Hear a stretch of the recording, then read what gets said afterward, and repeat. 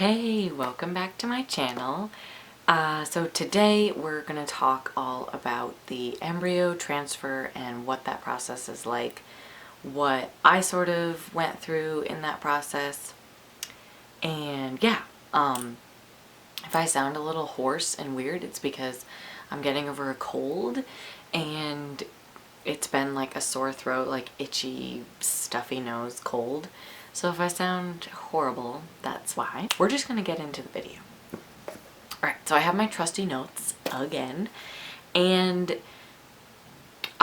so like in order to sort of get this video, I'm gonna link my IVF medication kind of like protocol up here.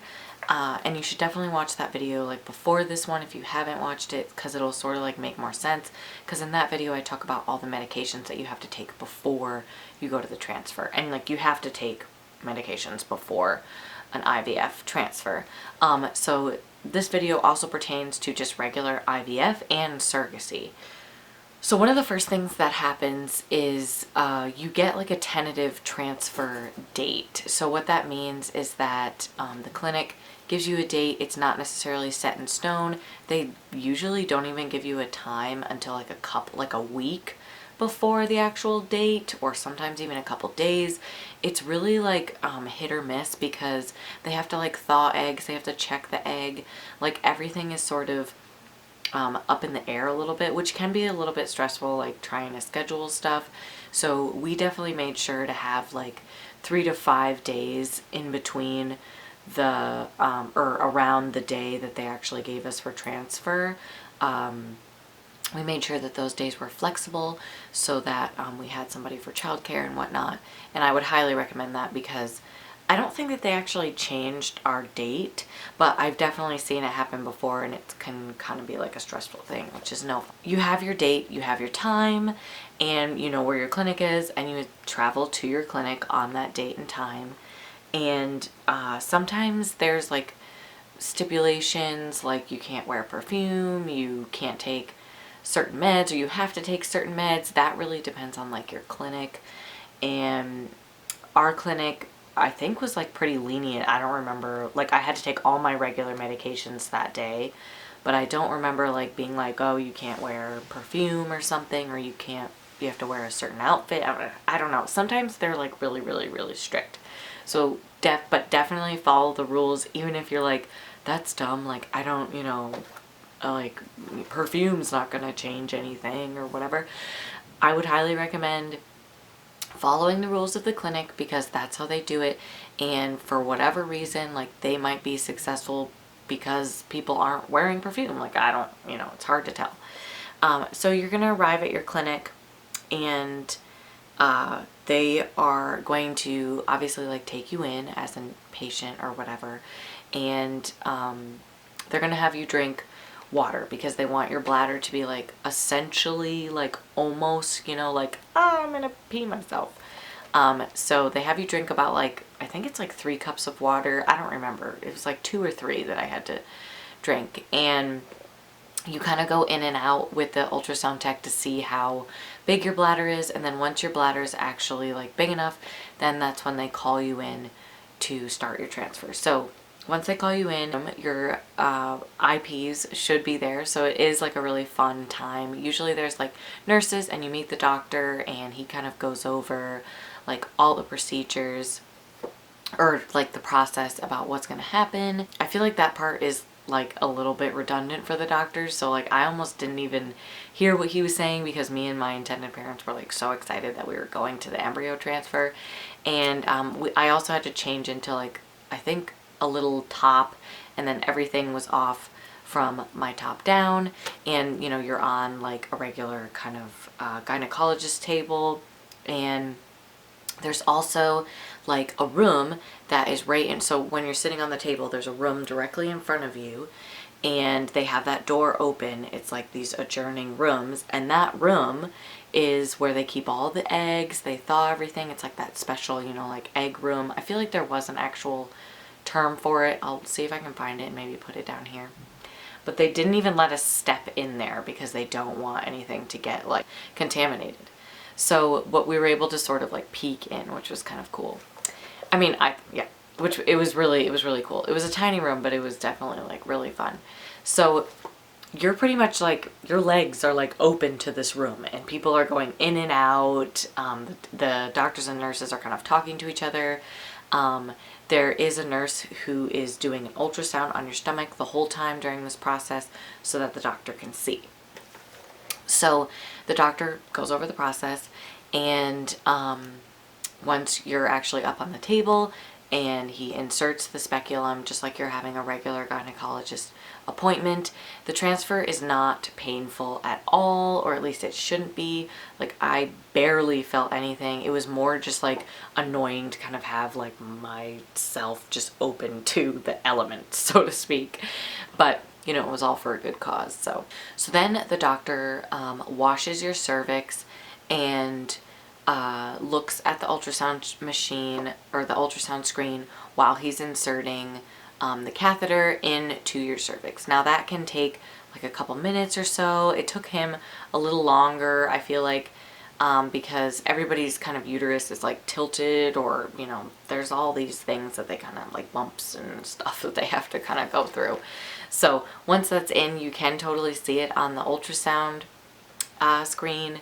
It's pretty interesting. And once the catheter is actually in there, then another doctor comes in with the actual egg in another catheter or like tube, like a long, it's like really bendy.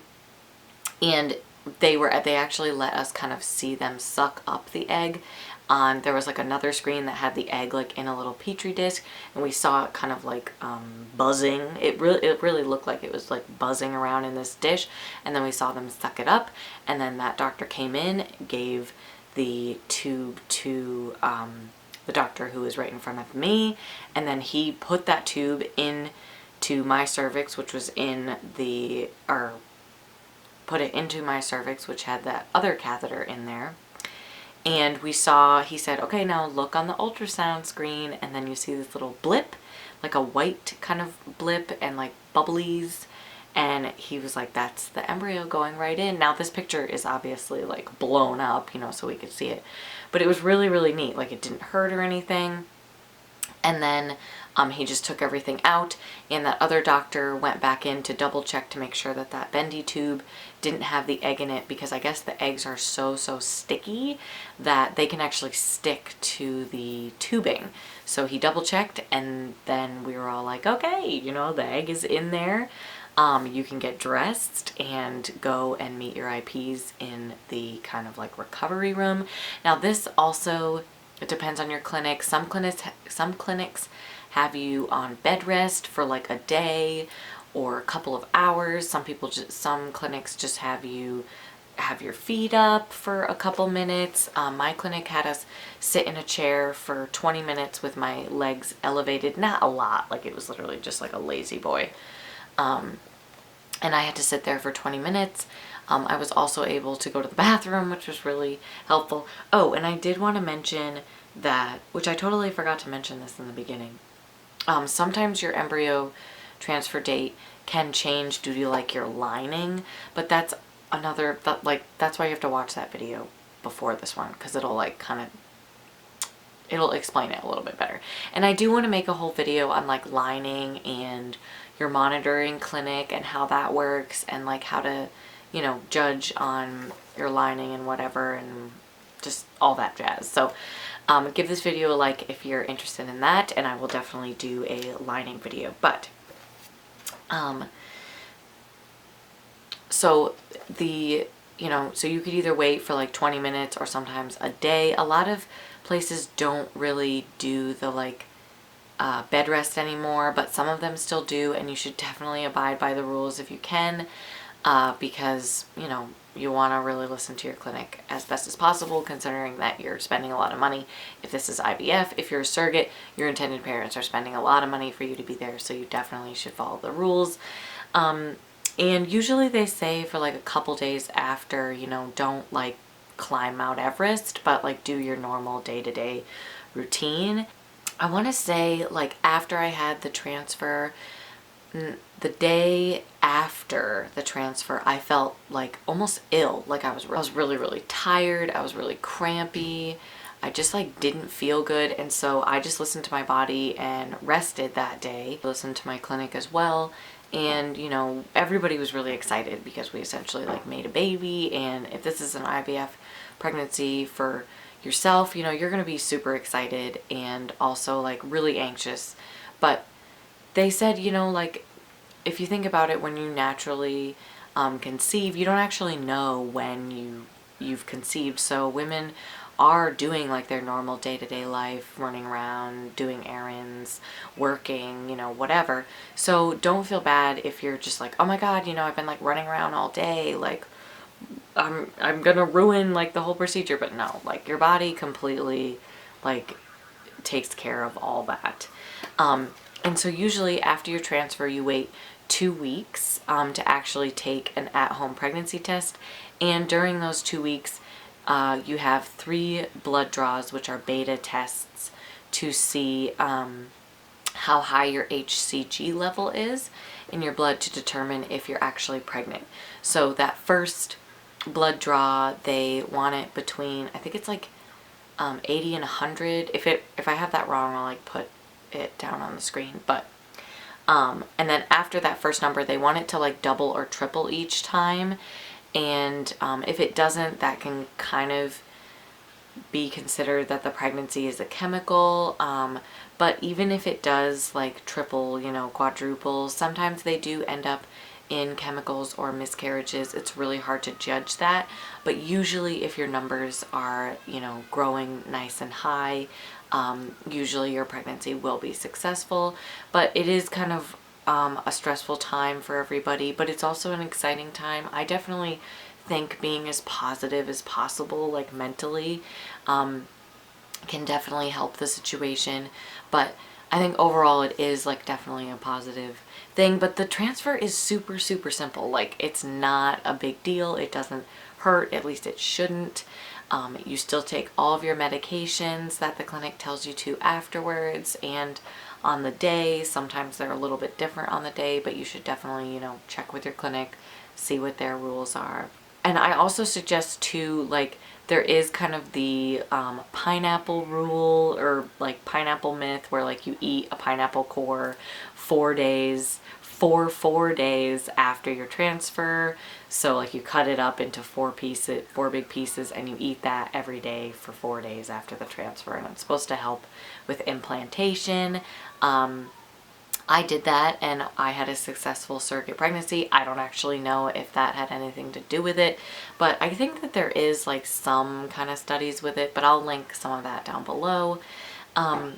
I would highly suggest drinking a ton of water, just doing your normal routine. Like don't really, you know, get a new workout or like start a new diet. Like just kind of do your own like normal life stuff, if that makes sense. You know, like, yeah.